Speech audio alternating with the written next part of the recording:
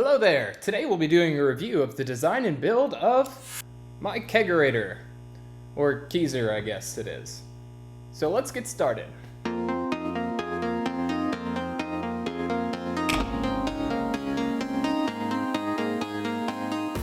When I first started homebrewing with a kit given to me by my sister on my 21st birthday, I used the bottles included. Although I liked making the labels and the ability to share it pretty easily, I quickly moved on to kegging. When I started, it was pretty much a CO2 tank and a keg in my fridge, but although that worked great for parties, it doesn't work great for having an actual fridge. The first system I built, I ended up giving to my dad, but was essentially a mini fridge that could fit one keg and a 5-pound CO2 tank. The liquid line led through a hole in the top of the mini fridge, through a cast iron pipe, and eventually out a chrome tap at the top. As I found myself brewing more, I upgraded my next system to a 4-tap Keezer design. This design used a 7 cubic foot chest freezer with an Inkbird temperature controller and a custom wooden collar. The taps were all forward sealing stainless taps, and it could fit 4 corny kegs and a 5-pound CO2 tank. I like this design a lot, but it was really big and really heavy, so when I moved across the country, it didn't come along.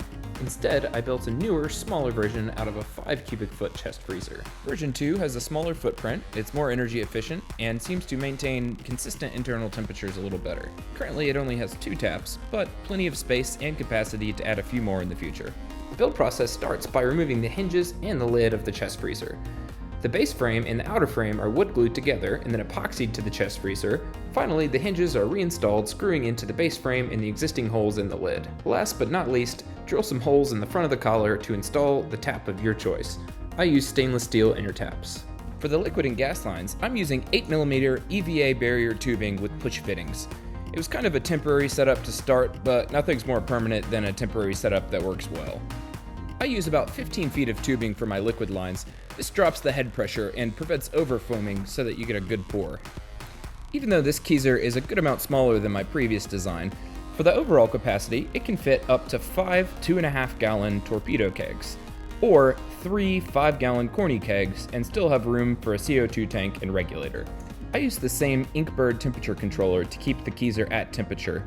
Depending on where you put your temperature probe, this setup does a pretty good job of maintaining a consistent temperature inside the freezer, although I may eventually add a small computer fan to help with some air circulation and to help cut down on condensation. Overall, the total cost to rebuild my kegging system from scratch was around $750, which is comparable or cheaper than a lot of similar capacity commercial examples. Plus, in my biased opinion, it's priceless to have a beer you brewed on tap in a Keezer you built.